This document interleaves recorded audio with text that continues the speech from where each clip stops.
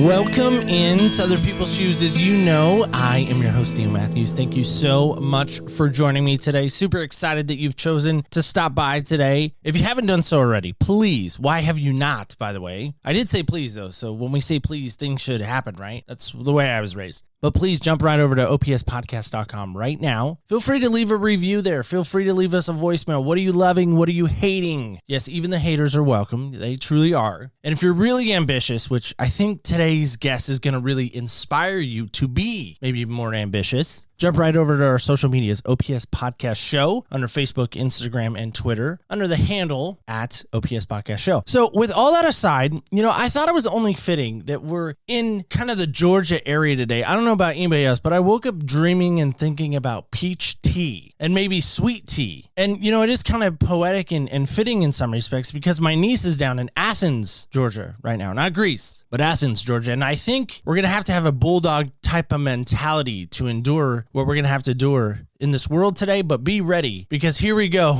Let me introduce you to our guest today, Linda Gunter. Now, Linda is responsible and really kind of the visionary for Love Him, Love Them. What is that all about? Well, we're going to find out about that momentarily. Again, hope you have that Georgia Bulldog mentality because here we go. Linda, how are you today? Go Dogs. How about we start like that, right? I am amazing. And yes, coming from the great state of Georgia, right, where everything starts with a P. Peaches, peanuts, poultry. We are the smiling part of the South. Polite, maybe, even. Oh, and polite, yeah. Except for if you're on I-85 headed to Atlanta. But besides that, yeah.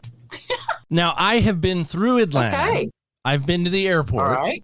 Now help me with this. Have I technically been in Georgia if I've been in the airport? I don't really think we count that, but, we'll let you call it what you want to call it because we're so sweet here in Georgia, just like our tea. Well, I have a friend that lives in the Seattle area, and I've told her I've been through SeaTac, which is their kind of bigger airport up in Seattle. Right. And I said, yeah, I've been to Seattle. And she goes, where have you been? And I said, I went to SeaTac. And she said, Neil, that doesn't count. That's not Seattle. That doesn't count. You didn't go to like Starbucks. You didn't go to Pikes Peak. And all that stuff. And I was like, that doesn't count. Yeah. Our main ministry is in the country of Haiti. And so a lot of people say, oh yeah, I've been to Haiti. I was on a cruise ship and ended up on the island or I'm Haitian and our kids from Haiti are like, look, if we can't drop you off in the middle of Haiti and you can't find your way back and speak the language, you ain't Haitian and you ain't been to Haiti. So we'll put it like that. You've never been to Port-au-Prince. That's in Haiti. Did I get that right? Oh yeah. Port-au-Prince is in Haiti. You can't go there right now. It's a war zone. Yeah. Port-au-Prince is in Haiti. I thought I had that geographical right. Good job. Yeah, gold star next to my name today. So Linda, help me with this because for me, when we start talking and your team reached out to us, I'm always excited to be in other people's shoes. That's the whole point of the premise and the show and all that. But before we get to your story and what you're about and your ministry, as you kind of already alluded to, we have to have this question answered. And listen, Linda, okay. I know you're kind of famous in some circles, maybe infamous in others, but famous in others, perhaps. I don't know. But I bet you nobody's asked you this question, and that's this. Linda, what style of shoe do you like to wear? Right now I have on flip-flops. My most favorite are high heels, but after COVID, nobody cares if you have on high heels. So usually, you can't see me, but usually I always show my shoes. So it's very interesting that you would ask that. So it would be a combination between flip-flops and high heels. All right. Now, is there a certain style or brand that is... The higher, the better. The higher, the better. And the cheaper. We have a shoe ministry, and so I am certainly known to go through, most of my shoes come out of the donation box. So there's a confession, right? There may be a poor child walking around in Haiti that doesn't have a 4-inch high heel shoe because I stole it out of the donation box. Now, is the high heels to make you taller, make the calves look better? Help me with that. Maybe one last thing. Oh, no, I have amazing calves, and I already look amazing, so I don't really need those shoes. Just lots of fun. So, Linda, take me back in time, if you can, for a moment. Step into that proverbial DeLorean, Back to the Future DeLorean. If we were to go back in time to say, I don't know, early 2000s, where do we find you and what are you doing? So in the early 2000s, I'm living in Atlanta, the big city of, I was known as the church lady in Atlanta.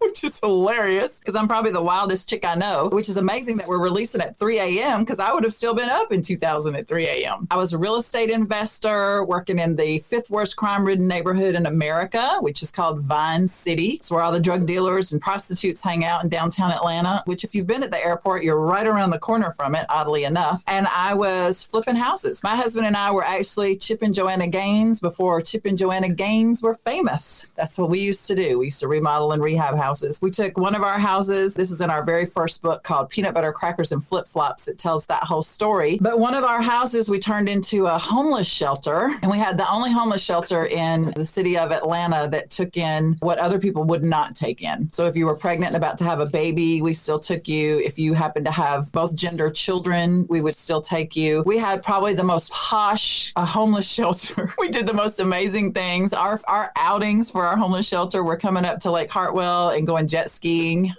We did. I mean, there was a standing line to get in our shelter because we ran it ourselves. So we were able to do whatever we wanted to do, which included the fact that we were able to present the gospel. We were also able to take women in who had nothing, and they went through our shelter, and we realized that what they needed were Jesus and jobs and homes. And so because we were in the real estate business, we were actually able to take people through, give them Jesus, give them jobs, and then we could either own or finance them a home or move them into one of our actual properties that we had there in Atlanta. And I didn't have any kids, no kids in 2000. Let's remember that. We call that BC, before children. First off, I didn't know any of that, but I think it lets me and everyone else in that you've really had this heart, this desire to help not only yourself, but your community. Is that a right or a wrong statement? No, I'd have to argue with you about that. And if you read the book and you hear the whole, I mean, there's a movie actually being produced about that whole scenario. It was not my idea to have the homeless shelter.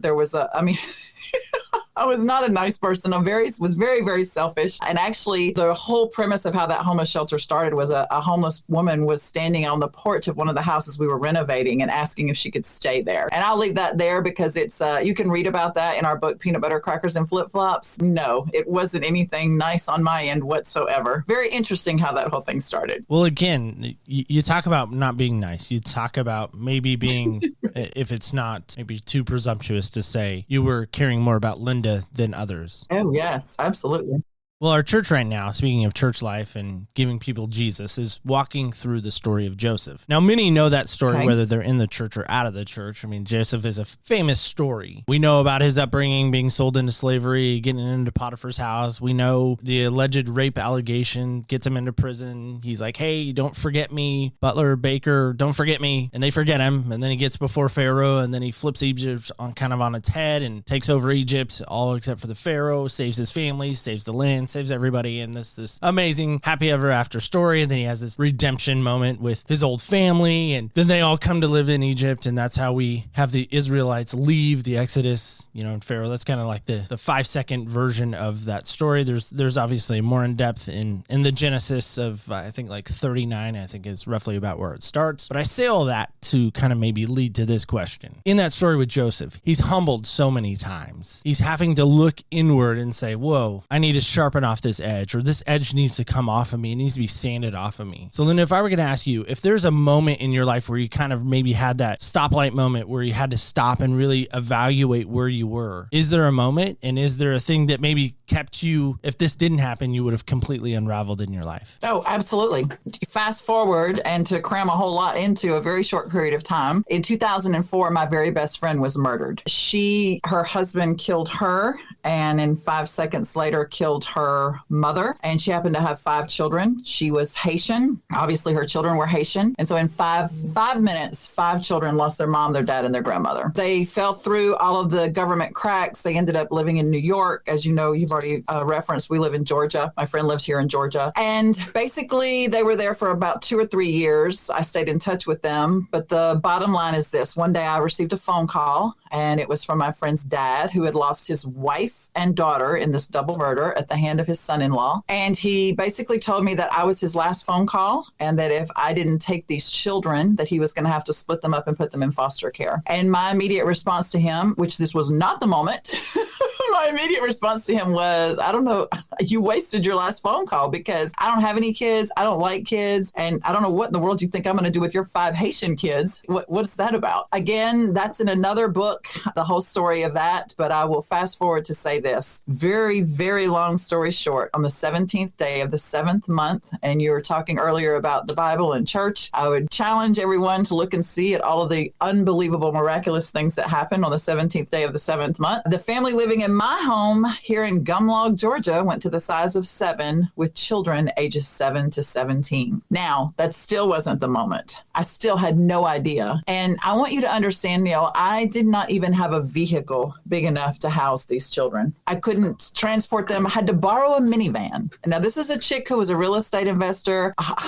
running the streets in a Jaguar, okay? I had to borrow a minivan. That's every girl's dream, right? It wasn't until I decided to take these kids back to the country where they came from, and my complete intentions were for them to be more grateful to me and for them to be thankful to me for saving their happy butts from having to be deported to this country. And it was on Christmas 2011, whenever we went to Haiti. And the moment that changed my life was whenever I walked into a makeshift orphanage full of children who had lost their families in the 2010 earthquake. And that was Christmas Day, 2011. It was also the first day that I saw actual miracles. My life has been full of miracles since then. But what really wrecked my world was watching 30 children who had nothing, no material things to be grateful for. Their circumstances stunk. Where they lived stunk. There was no running water, no electricity. And yet these children sang for me on Christmas Day, 2011. And I lost my mind. I literally felt like Jesus Christ himself tapped me on the shoulder and said, Linda, what you're watching is the joy of the Lord. No matter what your circumstances are, no matter what you have or don't have, this, Linda, is the joy of the Lord.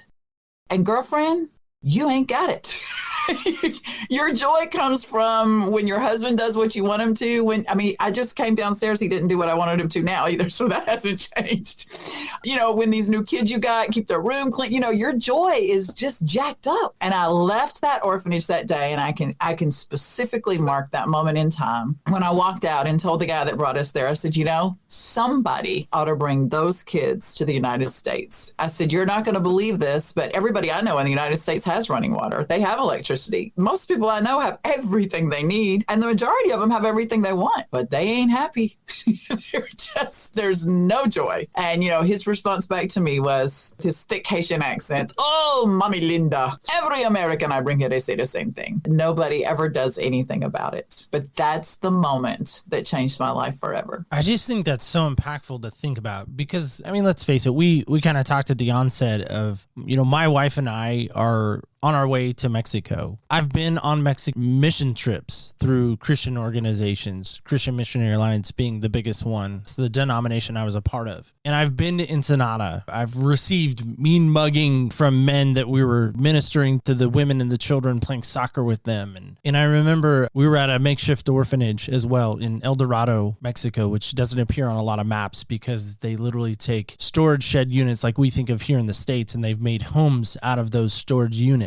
Just kind of have visually helped somebody maybe with that. And one guy in particular, the story goes, I'm wearing a bright light blue North Carolina hat, which is not uncommon for me, especially, being from Oregon, it's really hard because I'm a Carolina fan. And this guy's just staring me down. And I finally went over to our missionary and said, what is the deal? What like this guy just not giving me like a smile or anything or any type of encouragement. We're doing all this amazing stuff for everybody. He goes, he wants your hat. And I said, well, he can have it. And the guy's like, you're just going to give him your hat? And I go, yeah, I have like 50 of them at home. What's one hat to me? And I guess I share that story with you because for me, I went away thinking like, oh, I've made an impact. Oh, I've made a difference. I've given a hat. Look at me, how American I am. I've given away something that's so precious to me. No, it's not. Not a sacrifice in any way. So I say all that to ask this question. What is it about Haiti that drew you in? It's great to hear the kids in that orphanage story and to hear them singing.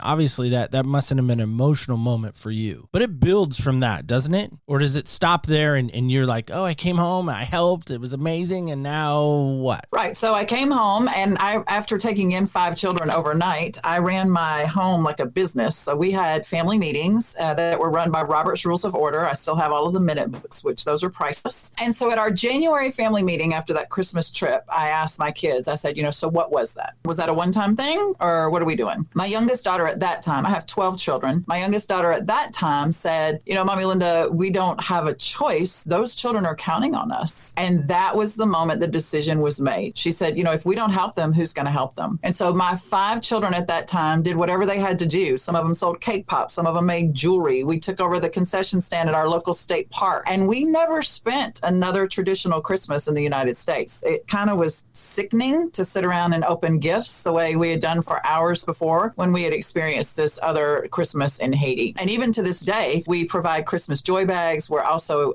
responsible for delivering over 35,000 Samaritan's Purse shoeboxes throughout the country. So did it stop there? No, that's where it only began. Literally, we've gone back every Christmas. In 2016, what I said should happen actually happened. Now, I will tell you this. It was one of the most difficult things I've ever done in my life. I reached out to every major organization, and trust me, there are plenty who have a footprint in the country of Haiti. A footprint, I'll just leave it at that. And I shared my vision, and I said, these children impacted my life. I think if they came to America, they would impact others. And basically, I was called every name in the book, including an idiot. And that if I thought that the Haitian government was going to work with the United States government for me to bring an entire orphanage from the country of Haiti to America, the main line I got was, I don't know whose money you're spending, which at that time it was mine and my husband's, but that ain't going to happen. And you can see, because we're on camera behind me, all of the posters of the children, because in 2016, those same 30 children that I met that first Christmas got on an airplane, came to America. We sang up and down the East Coast. And my prayer was that exactly what happened to me as I was sitting on that urine-stained bed in that makeshift orphanage in Haiti would happen to every single person that heard them sing. And that is exactly what happened. So for 3 years, we traveled literally from Fort Lauderdale, Florida, all the way up to the White House. We sang for audiences of 1. We sang for audiences of 85,000 at the Mercedes-Benz Stadium, which ironically is right around the corner from where our homeless shelter was in Atlanta. And lives were changed, worlds were rocked. And I learned so much about the power of the Holy Spirit through that. I learned and watched miracles happen. I learned how to cast out demons. I learned that some of the children I was dealing with were literally raised up to take over voodoo ministries. I learned what that was. I learned, and that's what's in our new book called Choir of Angels. It talks about all of the miracles that happened that year. We watched alcoholics literally come out. We watched blind eyes open. I mean, we literally lived out the book of Acts. Unbelievable. And as I sit here today, we currently have 6 locations in the country of Haiti. We're responsible for thousands of children every day, which right now is quite a challenge, I'll tell you. We opened a hospital in the middle of a global pandemic, which was only one of 2 hospitals that remained open since the president was assassinated in the country of Haiti last July 7th. And we are a thriving ministry that even though we are dealing with challenges of kidnapping and civil unrest and gangs, and I'm literally negotiating with gang leaders to keep our children alive. That's how the end result of that trip that we took in 2011, that's where we are here 12 years later. It's very inspiring. I mean it. And I know that might sound a little flippantly, and it's not meant to be, but it is very inspiring. But Linda, we don't know each other super well. I mean, we've had some conversations, and I wouldn't consider us maybe friends yet. We're on our way to be, maybe, perhaps. I don't know. I'll be your friend if you be my friend. That was one of our songs. I'll pray for you if you pray for me. The old elementary school days. I'll trade you my snack bag for your carrots, maybe. I don't know. I don't want carrots. And again, I grew up in a Christian and Missionary Alliance church. We heard all the time about missionaries in other countries. And they would every now and then come through. They'd do their little missionary tour and, hey, we need more money, or hey, we need this, or hey, we need that, or whatever. So I know people are involved in missionary stuff. But I've also heard it said that if you can't be a minister here in the States, if you can't share Jesus here, you have no business sharing it over there. Amen. I agree. Yeah. What would you say to that? Speak to that if you wouldn't mind. Well, I agree 100%. I mean, and we do that. I'm right now, as soon as I get off this podcast with you, we'll be finalizing our Thanksgiving meal. So, I mean, last year we fed 4,000 homeless, hopeless, and homebound people right here in Northeast Georgia. Everything that we do comes from our dining room table. And I hate the word missionary. I don't know where that word came from. I do not consider myself a missionary. I consider myself a Christian. I don't know if this might be a newsflash to you or your audience, but Jesus is not here anymore. He is seated at the right hand of the Father. And so, people like to put it on a bumper sticker or on the refrigerator that we're the hands and feet feet of Jesus, but that's really the truth. And so we are the hands and feet of Jesus. We are the answer to people's prayers. It is our job to lay our hands on the sick for them to be healed. And that is not something that we do on Tuesday night visitation. That should be something that we do when I go to Walmart today. If there's somebody in front of me in a wheelchair, guess what? They need healing.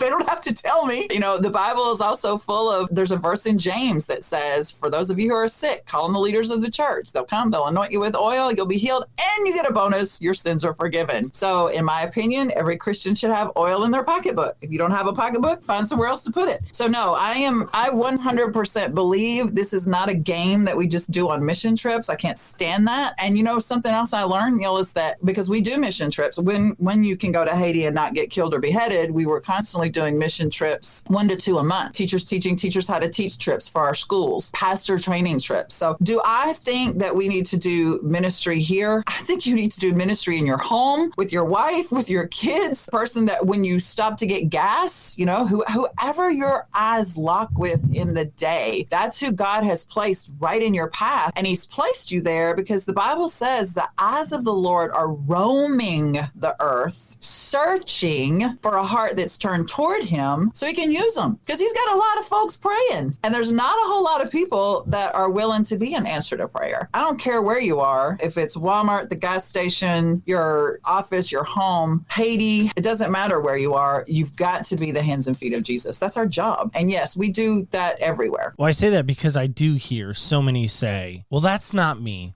Linda, that's great. Applause. Thank you. Well, thank you for the work you're doing for the kingdom. Now I'm being a little flippant. Mm-hmm. Now I'm being a little sarcastic because I have heard people say that through the years. Mm-hmm. Like, oh, well, that's for Linda. That's great. Linda's family. Oh, that's so wonderful. Thank you. Mm-hmm. They'd rather write a check than get their hands dirty. And I don't mind them sending me a check. That'll be fine with me. I mean, they're the ones that miss the blessing. We need checks. You know, I'm a volunteer. That's the other thing. I don't get paid. There's not one person in the United States that gets anything from our ministry. Every penny that we have goes into the ministry. So what would I say to people that just want to write a check? Fine. My mom's 84 years old. She's not going to Haiti. I mean, she might stir some green beans at Christmas. She does have the ability to write a check. And it does take all kinds. But while you're writing the check, you can also send a note of encouragement to somebody. I mean, there's 1,000 different ways that you can be the hand and feet of Jesus. You know, there's sometimes when I'm at the lowest point and I get a note in the mail from somebody that is encouraging, that's amazing. So, I mean, I'm not saying that you have to go and lay your hands on the sick or you have to be the one that casts out the demons, but there is a role for you to play. We all have our own gifts and we can't all do the same thing. That's why we marry the opposite person. If we're exactly the same, we don't need the other one. So there is a place for each of us to fit in. It tells us in Jeremiah, God knew exactly what he had planned for you while you were in your mother's womb. If you want to get on that topic, there is a purpose and a plan for our life. There's a gender that we were made into. There is a husband or a spouse for us. I mean, it's all planned out. And we do that with every other thing in our life. Every single thing we want to do, whether it's figure out how to get a seatbelt untangled from our SUV, we go watch a YouTube video to find the creator of whoever made whatever our problem is to figure out what it is. And it's the same thing with the Word of God. God created us. Why would we go anywhere else to figure out the problem? Why would we go anywhere else to figure out what the purpose for our life is? Why would we go anywhere else to figure out what we're here for? God is the one who made us, created us, and going to decide where we end up. So what a better person to have a relationship with to figure out what the answer to the problems in our life are, period. So Linda, let's talk about the organization for a minute, because by the way, when it came through our channels and through our corresponding, I had to know, because I'm just curiosity cat running amok here, but it says love him, love them. Correct. Where does that come from? I mean, I have ideas. Help me. So this is hilarious. So whenever we had our homeless shelter in Georgia, when we started off, my father had recently passed away. So we named the homeless shelter after him. It was called George's Place. His name was George. So then after we moved out of the Atlanta area, we're up on the top part of Georgia now, Lake Hartwell, in a big city of Livonia, Georgia. I think there's me and 5 other people here. And so when we moved up here and dissipated the homeless shelter and we got the kids and we started working in Haiti, we were going to continue to call it George's Place, and a strip club opened up with the same name.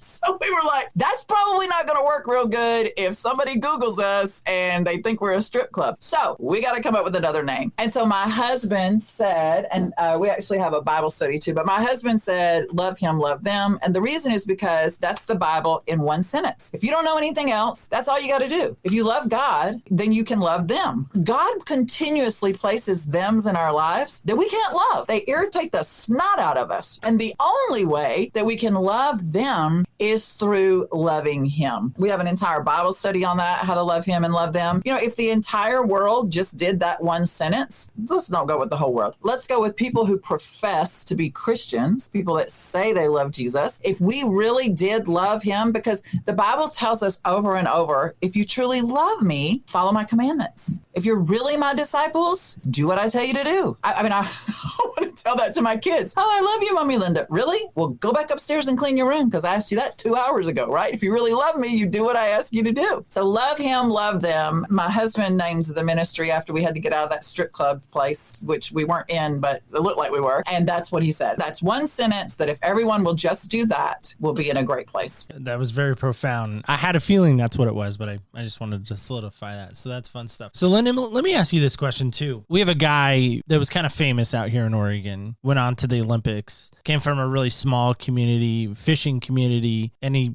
went on to somewhat fame, was Nike's first spokesperson. Maybe you know who this is. It's a guy named Steve Prefontaine. And he has this amazing quote. He says, to give anything less than your best is to sacrifice the gift. When you hear that, what do you think of? I immediately think of the Bible that says, whatever you do, do it as if you're doing it unto the Lord, which I include that with our cleaning our rooms, right? Don't do it for me, do it for the Lord. And that's the first thing that comes to my mind is that verse. That was on our family rules when we first got our first set of 5 kids. Whatever you're doing, you need to do it as if you're doing it unto the Lord. Whether that is cleaning the floors in the orphanage, whether that's packing, every year we pack 50,000 meals of rice and beans to go to Haiti, whether that's putting the vitamins in there, whether that's feeding the dog, whether that's encouraging someone throughout your day, whatever we do, we have to do it as if we're doing it unto the Lord, because ultimately that is what we're doing. The person you mentioned said, you're sacrificing the gift. God himself allowed his son to die on a cross, a criminal's death on a cross to pay for my sins. What a jerk I am to then not be grateful and thankful and praiseworthy and do the best that I can at whatever it is I'm doing, whatever it is. And it's just, that's biblical. All right. So step back in time with me one more time. We're going to go back Sure. a little further. We're going to go back to middle school Linda. Okay. All right. Would middle school Linda recognize adult Linda now? Oh, no.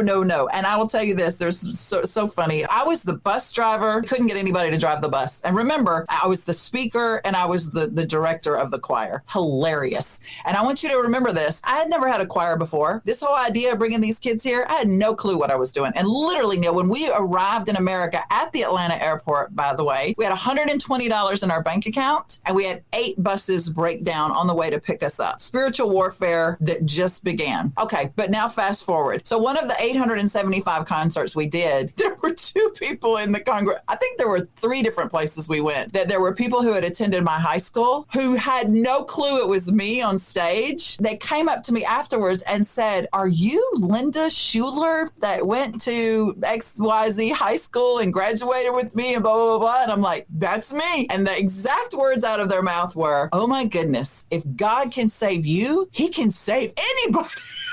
So, yeah, the middle school Linda would not recognize this Linda in any way, shape, or form. Neither do actual people who attended middle school and high school with me. So pretty hilarious, the responses that people who actually went to school with me, whenever they've seen what I'm doing now, it's just unbelievable to them. So God can change anybody. God can work anything. Let's be honest. I think a lot of our middle school self, we'll take you off the table for a second. We'll make a general statement. Okay. I think a lot of us who are of faith, and maybe who aren't even of faith, I think a lot of us nowadays, hopefully, we are different than our middle school self. Hopefully we've learned some lessons along the way. They do tell you that whatever you are in 7th grade is pretty much what you're going to be. Your character, I don't believe that. Let's hopefully that's not true. Let's hopefully pray that that's not true. Absolutely. But help me with that a little further if we can dig a little deeper. Do you remember middle school, Linda? As weird as that sounds? Okay. Oh, absolutely, yeah. But what's one lesson you would have maybe told her that you've learned along the way? What's one lesson you would have told her back in those days that really would have maybe helped her life out a little bit? My lesson would be very clear. Believe what the Bible says. I was in church every Sunday morning, every Sunday night, every Wednesday night. My dad was the music director. My mom was the piano player. I had to be there. Girls in Action, GAs, discipleship training, BTU. I was in it all, right? I was raised in a Southern Baptist church. I wish I had believed what the Bible said. I knew it. I memorized it. I just wish I had, I don't know if I thought it was a fairy tale. I just can't imagine how much further along my relationship with the Lord would be now if I actually believed what the Bible said and realized that Acts is really true. I just really wonder what I thought when I was reading through it, or if it was just some sort of a fairy tale. I'm not quite sure, but I can't imagine if I had actually consumed that, believed it, and the faith that I could have had now. I mean, just the way my faith has grown in the last 5 years, because I actually believe what the word says and believe that the power of the Holy Spirit is real. I think sometimes we just memorized it and it became so rote with us. Greater is he that is in me than he that is in the world. Or if I thought Ephesians 6 was a joke, that there are principalities and powers and that my battle is not against flesh and blood. You know, there were some middle school girls that I was certain were against me, but it wasn't them. It was my enemy plotting against me. I really wish I had understood that. And that would be my advice today, is that when you read it, believe it. Understand that the Bible is really true. It's not just something to memorize for fun, but it really does have power. Do you think she would have listened to any of those words that you shared with her? I don't know. She's so hard-headed even now. My husband just had to come downstairs and grab the dog. The dog was barking outside, but that would be a question for him, because he's probably like, she doesn't listen now either. You know, I come home one day and I tell my husband this story about in Haiti, we had a tap-tap driver that came into one of our locations. On the back of his tap-tap was a motorcycle, and he had a lady that was in labor and pulled into one of our locations where we had a church and a school, but he thought there would be medical care there and there wasn't. And we lost both the lady and the baby. And the minute I heard that story, I told my husband, I said, we're opening a hospital. And he was like, Linda, you don't know anything about a hospital. What are you talking about? And I said, we're opening a hospital because we need a hospital in that area. And he looks, and that was a moment in time that marks him, where he's like, you can't tell her anything. So if because then we opened a hospital, right? We have a hospital in the country of Haiti. He's like, now when she says things like that, I just look at her and I say, okay. So I think he would say you can't tell her anything now either. And I want to tell you another little amazing story about that. The day that the hospital opened, which I got to be there, that was August of 2020, when you weren't even supposed to be flying on planes. You couldn't go anywhere, blah, blah, blah, with a mask and COVID. And I was like, I am not missing a dadgum opening of our hospital. I don't even have any friends that can say they opened a hospital, right? Next time I go to the coffee shop, I want to be able to say I was there. So I go, and here I am on the very first day that we opened up, and we were scaled back because of COVID and not being able to travel. And we couldn't do the choir tour. I mean, Satan tried to shut us down in any way we can. Who would ever think churches would close and you couldn't take the choir there? And so we scaled back. And on the very first day, a lady waddles in at 3:30. We're supposed to be closing at 4. And she waddles in labor, about to give birth. And I looked at Pastor Maxo, who's the head of our ministry, and I was like, what are we going to do? He said, we're going to have a baby. That's what we're going to do. And I was like, yeah, but we close at 4. Like, not today. So literally, it was almost as if God said, yes, Linda. And we had this reward of having a baby born in the hospital, which was exactly why we opened the hospital on the very first day. And I want to tell you this because this was hilarious. They put me in the room with her, got to have the baby, had nothing for the baby, went on social media that night, tried to be prepared. I got everything we needed for one baby. We came back the next day, Neil. And do you know that God sent someone in and we had twins? So just when you think you're prepared and you know what's going to happen, you just don't. But what an exciting, amazing life to live if you live your life with Christ. Wow. Thank you. I appreciate you sharing that story. That's so impactful because to me, again, I think there's so much still Western-minded thinking. This idea that, I need God on Sunday. I need God on Wednesday. Man, I might even need God on Thursday night. But Tuesday, I don't know if I need God. Monday, I definitely don't need, I maybe need God for when I have a little bit of the case of the Mondays. And, I definitely don't need God Friday night. No, God can just stay on the shelf. Saturday, same thing. don't really need him. Sunday morning, I might need him again. But you know what I mean? Like, I think so many times in my life, I've had that mindset. I haven't really wanted to put him on display. I want him in my heart. I want him to change my life, but I don't want to put him on display. I don't want to share him. I'm the youngest of 4. Sharing to me is terrible. I think I would rather have tarantulas or scorpions bite me than to share something because I'm kind of selfish. How does Linda not be selfish? That's exactly what changed my life was the day that I saw those kids sing. You know, I had walked into that orphanage passing a pile of trash, looking at a goat and a pig and 2 little boys rifling through the same pile of trash with the same goal, and that was for food. My life was changed by what I saw, what I smelled, and what I heard when I was in that country. And I can't get those things out of my mind. And so I think the selfish mentality is, you know, in Haiti, we see voodoo. I've led voodoo priests to the Lord in Haiti. We get to see witchcraft. It's very blatant. In America, Satan works completely different. In America, we're so deceived. We're so blinded. We don't have a need for God. When you're in an orphanage in Haiti and you pray, the reason that the children's prayers worked so miraculously here in America whenever we were on the choir tour was because they know how to pray and get what they pray for. You know why? They don't have any other option. When you're in an orphanage in Haiti and you pray and you're asking God to bring you rice and beans, it's because you ain't got nobody else to ask. You can't put a post on Facebook. You can't call your mother-in-law for a loan. There is nobody else. So when you pray earnestly. Problem in America is we have so many other options for solutions. So we don't realize that God is the ultimate solution. And so he's our last resort. He's not our first resort. And so the reason, like you say, oh, I might need him on Tuesday or I might need him on Friday. Satan's got us so deceived here in America. We don't realize he is the ultimate source. It's our loss when we're putting him last. John 10:10 says he came so that we could have life and have it to the full. And what do we see? The majority of Christians that I talk to are on depression medicine. They're full of anxiety. They're full of fear. They ain't living life to the full. It's exactly what I told Max Howell the very first time I saw those kids. I know people in America, they have everything they want. Most of them have everything they have everything they need, but they don't have joy. We're living defeated. God has told us we're overcomers. We think we only need Jesus on a Tuesday or a Thursday or a Sunday. That's our loss because we have the ability to be an overcomer every single day of the week, 24 hours a day. That's the free will. We've been given free will. And the sad thing is so many of us choose the wrong thing. So Linda, if we can now that we've been back in time, if we can go forward into the future, what do you want your lasting legacy to be? Or is that even on your radar? Do you even care about those things? Maybe speak to that. No, but it's very interesting you say that. I have 6 or 7 Haitian children here in the house with me now. And last night, that was one of their questions to me. They were like, Mommy Linda, who you going to give love him, love them to when you die?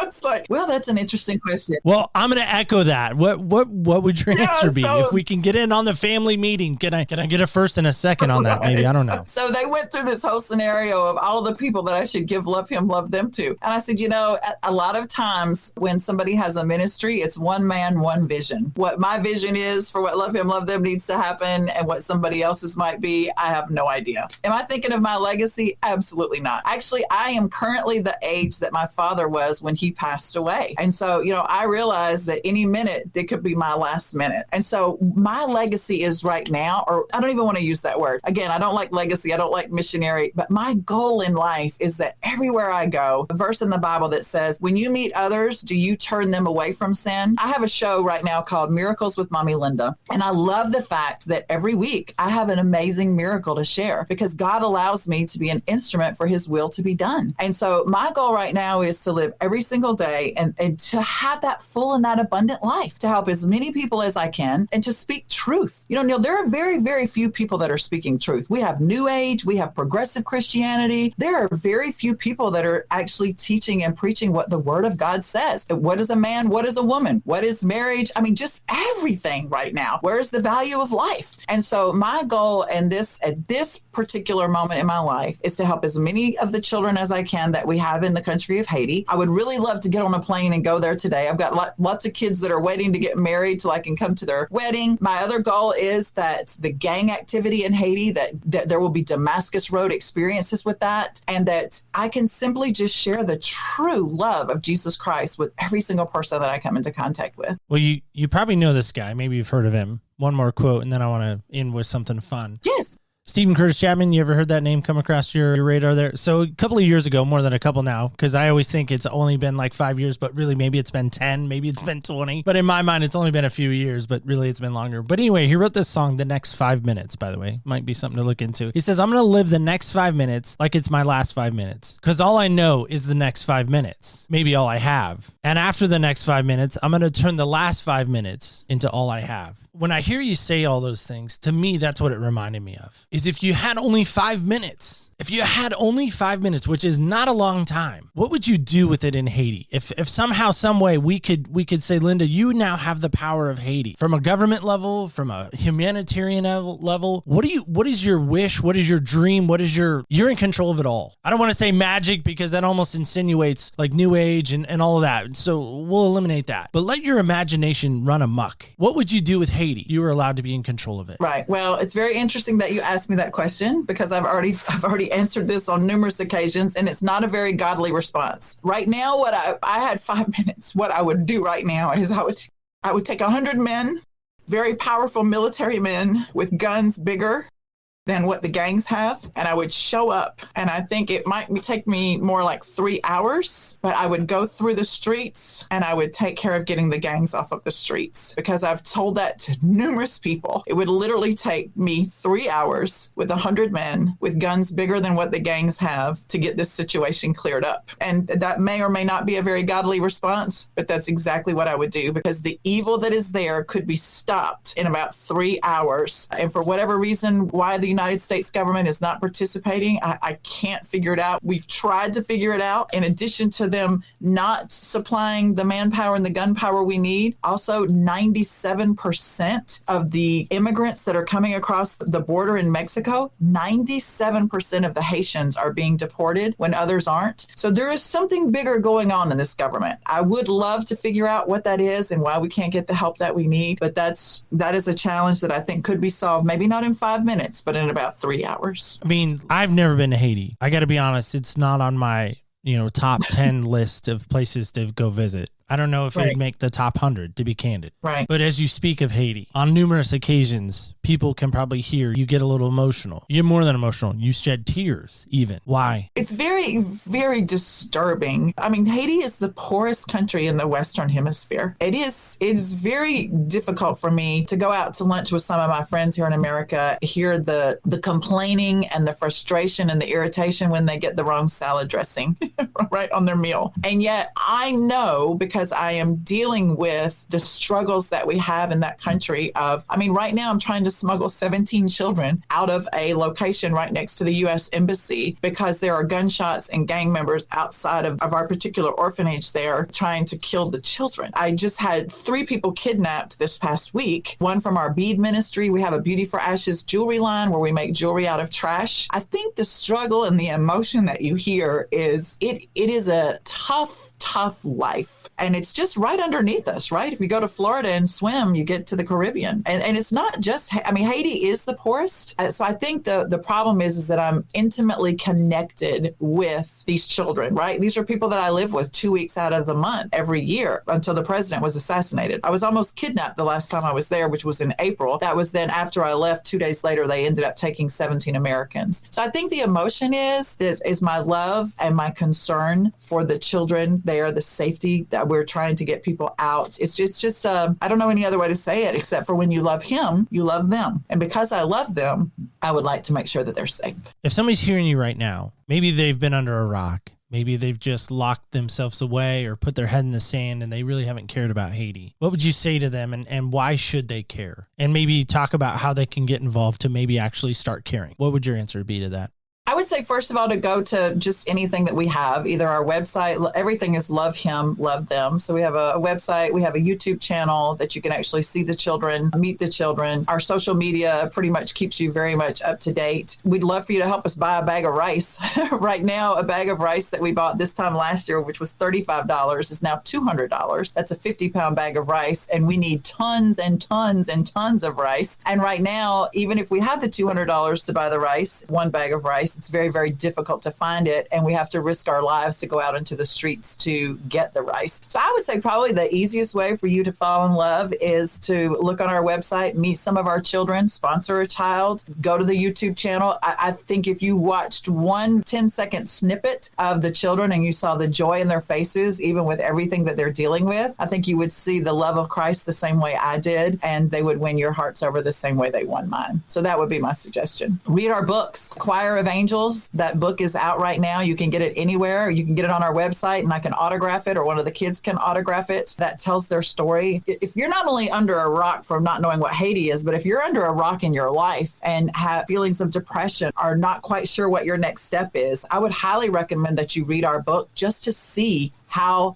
God works. I would highly recommend that you go on the YouTube channel and watch a few of the miracles with Mommy Linda, just to listen to see how God does perform miracles, even today, even now. And I believe that would be highly encouraging for you and help to increase your faith. Thank you, Linda. That was awesome. Appreciate the time that you gave us. So this is just the silliness that we do at the end of the show. It's called Senseless. And so I have a cup here. I couldn't get a Georgia cup, even from my niece. I had to get this North Carolina one. My husband is a North Carolina fan. He said, and so is God. That's why the sky is Carolina blue, right? Thank you. I want to hug your husband right now. If I was in Georgia, everybody loves him. I would hug him. That is what I say all the time. God's a Carolina fan. Just look up. He'll tell you that. That's funny that he'd say that. I'm going to roll for you. Are you okay with that? You're comfortable with that? Oh, sure. Okay, good. Nobody has yet to say no. I feel like we're casting lots. Kind of something like that. Yeah, so it is. It's a backwards 5 maybe for you, but there it is. Number 5. Here's the question. It's what's something you taste that you always seem to get a reaction to? Something you taste that you always seem to get a reaction to. Reese cups. A good reaction or a bad reaction? I don't know. That's up to you to interpret. Oh, an amazing reaction. Reese cups are my absolute favorite, and they're very addicting, and I have an amazing reaction to them at all times. So I have to go with Reese cups, and that's my absolute favorite, whether it's a Dairy Queen Blizzard or whether they're upstairs in the freezer. And if I don't have Reese cups, I'll take a Hershey Kiss and dip it in a bowl of peanut butter in the middle of the night if I have a craving for it. Are you saying Reese's cups? Reese cups. Reese cups. I think we're saying the same thing. You're just saying it differently. It's like tomato. So you're saying Reese's. I don't ever put the S on the end, but it's Reese. But you say Reese, you say whatever, I'll say tomato. Tomato. I think I say tomato. All right. So Reese's. Yes. I think there's an S. I could be wrong, but maybe I'm wrong on that. I don't know. There is an S, but I don't know that you pronounce you're saying, it. I think we're saying the same thing. The little peanut butter cup things. That's orange. Yes, it's orange. I think they're Reese's cups. Yes, yes. To be respectful, since it's your show, I'm not going to argue. Right? I'm going to be nice. But Linda, I just want to truly say this. I say this with all sincerity. Thank you. Thank you for what you're doing. Thank you for what your team's a part of. I know behind you there's an amazing team. Linda can't do it all on her own, right? That's right. No, and we're all volunteers. We all work together. Has nothing to do with me. Usually I'm the visionary. Without everybody else to make it happen, we would not be able to do Thanksgiving. We would not be able to do our Night of Hope. We would not be able to send 2,500 pairs of shoes to Haiti every month. Speaking of other people's shoes, we would love to have all the other people's shoes. We have your used shoes, your old shoes, your shoes you just don't wear anymore. Without a pair of shoes in the country of Haiti, you can't go to school. You can't do anything. It's a very rocky terrain. And so we absolutely need your shoes. But yeah, it takes all of us. If I was out here by myself, I wouldn't be able to do anything. So yeah, it's a ministry that we work together, we volunteer together, and the more people that we have, the more people we can help. Absolutely. Well, again, thank you so much, Linda. I really appreciate it. Thanks for letting me on. I appreciate it. Absolutely. Our pleasure. So guys and gals, kids and campers alike, that's it. That's all. That is our show today. Now listen, let me tell you something. How many of you, show of hands, just real quick, wherever you are, maybe you're at that stoplight, maybe you're folding that laundry, maybe you're on that run, just take a minute and just take a pause for just a second. How many of you right now, if I gave you a globe and I said, go point to Haiti, and by the way, none of the countries are labeled, you could point it out without it being labeled. Anyone? I bet you if I went downtown Medford, which is where I'm at in Oregon, I bet if I went downtown and I said, somebody tell me right now where Haiti is, how far it is from the United States, somebody could do that. I wonder how long it would take me to find somebody that would be able to point out Haiti. Would it take an hour? Would it take 2? Would I go 24 hours without somebody being able to point it out? Now listen, maybe it's not Haiti, maybe it's somewhere else. Maybe it's right now in your backyard. Who in your life right now needs you? Because let me tell you, I think we just met an amazing woman and has an amazing team behind her. But you heard her say, maybe you didn't catch it. So maybe go back, rewind it a little bit. They do it all as volunteers. And I don't know about you guys, when I start hearing about things that are in other countries, it's hard to get connected with that. It is. It's hard to get my arms around that. It's hard to get my eyes around that. It's hard to get my ears around that, maybe even. But I'm going to ask you this question as we get out of here, and that's this. Who in your life needs you in it to make that impact? Maybe it's the barista. Maybe it's the guy fixing your car. Maybe it's the guy that you're just interacting with that maybe is having a bad day and just needs that word of encouragement. And if you are truly a Christ follower, Jesus said it best. People will know that you're my disciples by your love. And if you really love him, you really should love others. Just a thought. One more thing. I cannot forget to mention this. Remember, when you walk in other people's shoes, you really do get a different perspective on life. Thank you so much for listening, and stay tuned till next week when we walk in other people's shoes.